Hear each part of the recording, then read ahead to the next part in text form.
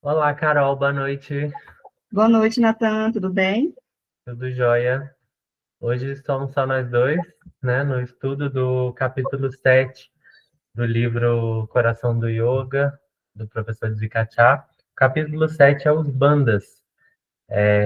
Ele define aqui, né, a palavra banda com o significado de atar ou fechar, e fala bem do significado, né, do que seria um banda, que seria esse direcionamento, né, do fogo interno, Agni, que a gente viu no capítulo anterior, para poder queimar o lixo, né, os resíduos que a gente vai acumulando no nosso corpo aos poucos. A gente usa os bandas, na verdade, resumindo, né, para acelerar o processo de purificação dentro das práticas de yoga, né? E a gente vai ver que eles são três aqui: Jalandhara Bandha, Uddiyana Bandha e Mula Bandha. Isso, e ele começa aqui o livro falando sobre o Jalandhara, que é a contração da garganta, né? Como o Natan explicou, são três: a garganta, o abdômen e o períneo, e ele começa falando desse da garganta. E ele explica aqui direitinho que para a gente fazer esse banda de fechar a garganta, a gente vai inclinar levemente o queixo para trás e levar o queixo em direção à garganta, fechando, pegando esse fechamento aqui, para a gente iniciar esse fecho da garganta. Tem aqui também no livro falando que o objetivo desse Jalandhara é parar o fluxo energético, né? A gente tem os níveis de energia que a gente explicou na aula passada, no nosso corpo, e quando a gente faz esses fechos, né, esse da garganta principalmente, ele tem a intenção de fazer esse fecho energético, a gente concentrar a energia no nosso corpo. E aí tem mais dois bandos aí, Nathan, se quiser falar os próximos. Sim, o segundo é o Dhyana Bandha, que tá, que é o fecho, né, da região abdominal. Ele é feito no final da expiração.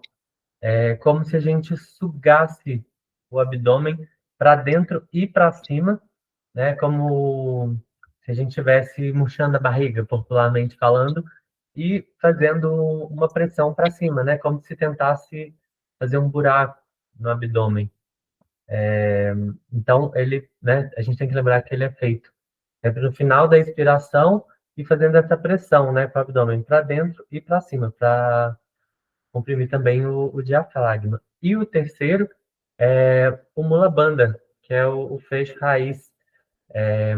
Ele está na região do períneo, né? Lá embaixo, perto do chakra base também, que é a mesma coisa. Vai fazer uma contração firme no baixo ventre, né? Na região do assoalho pélvico, para poder conseguir executar esse Mula Bandha. E, na verdade, assim, são movimentos simples, né, Carol? Só que a gente tem que saber fazer no momento certo, porque ele é um direcionamento, né? E como a gente vai fazer isso associado com asanas ou com pranayamas, a gente tem que saber o momento certo para não forçar o corpo demais, às vezes perder, né? Sentir aquela sensação de sufocamento e acabar indo para um lado errado. Sim, exatamente. Por isso que às vezes também é importante a gente ser bem orientado nessas práticas, né?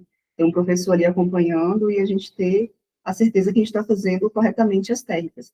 Eu lembro que assim que eu comecei o yoga, eu tinha uma professora, eu não lembro qual era a linhagem dela, ela era bem rígida, e ela incentivava muito a gente a fazer esse Mula Bandha, que foi esse último que o Nathan comentou, e ela, o tempo inteiro, durante todas a prática, né, de asana, ela falava: ativa o Mula Bandha, lembra do Mula Bandha.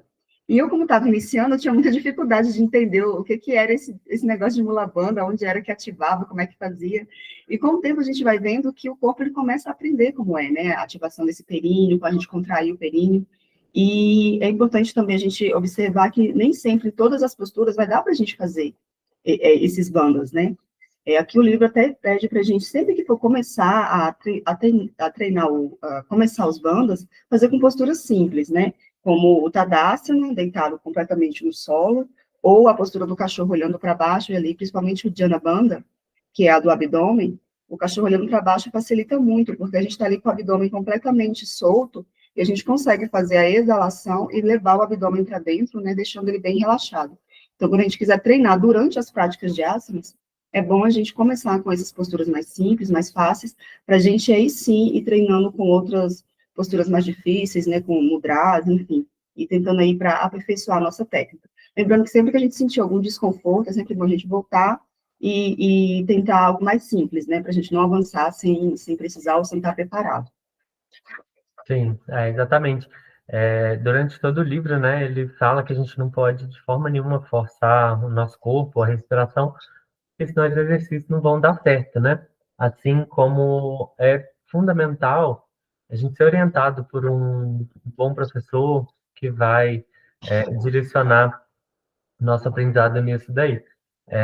Aqui ele cita também, por exemplo, faz uma associação, né, dos bandos de respiração, eles podem ser usados nas práticas de pranayama também.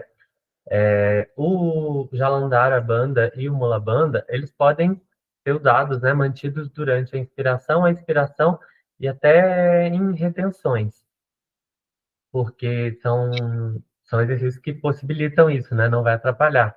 Já o Dhyana, por exemplo, né, que você tem que fazer uma pressão no abdômen, empurrar ele, já não dá, né? Dá para fazer Uhum. somente na retenção ou após a inspiração, como eu falei lá na frente. Nunca durante a inspiração, até porque não dá, né? Como que você faria uma inspiração com o abdômen totalmente comprimido ali? Seria impossível, né? Então a gente tem que ter consciência dessas coisas e não nunca, né, se forçar, tentar avançar nenhum limite para não ter problemas depois, né? Porque a prática ela tem que ser progressiva, né? Gradualmente, passo a passo, sempre no nosso ritmo. O corpo e a respiração eles vão dizer muito desses nossos limites.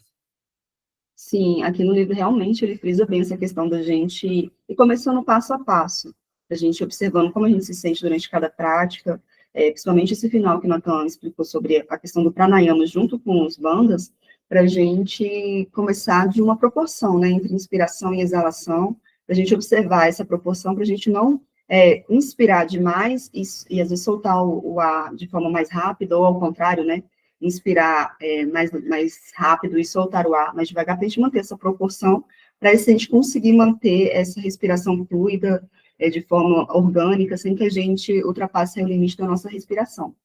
Né? Hoje, o capítulo é bem curtinho, né, Natan? Não sei se a gente tem mais algo para acrescentar sobre essa parte aqui dos bandas. Você lembra de uma coisa? São três e é um assunto muito específico, né? E objetivo. Sim, sim. É bem específico e objetivo, e assim, o que o livro quis trazer para a gente é um pouquinho isso, né, da gente conhecer um pouco esses três bandas, e com calma, se observando, sempre bom estar acompanhado de um professor, né, eu, por exemplo, não costumo muito fazer o bando do Jalandhara Bandha da garganta, fiz poucas vezes até hoje, né, eu costumo fazer mais o Jana Bandha, que é o que de vez em quando eu tento fazer, e o Mula Bandha. Confesso que o Jalandhara Bandha é algo que eu não tenho ainda na minha prática, mas que é algo que eu venho procurando, né, vez ou outra, aí, praticar. E é isso, né, essa parte do livro é bem curtinha, né, e acho que não temos mais nada a acrescentar. Sim, hoje foi bem Bem rápido, bem objetivo. rápido e objetivo. Né, o próximo capítulo vai ser o capítulo 8, né, a gente vai estar na parte 2 do livro já, né, Natan? Isso, já entra na parte 2. A compreensão do yoga, a gente vai para o capítulo 8. Isso. A gente vai entrar em questões mais filosóficas agora. Sim, sim. Então é isso, Natan, até semana que vem. Até. Até o nosso próximo encontro. Tchau, Tchau, tchau. tchau.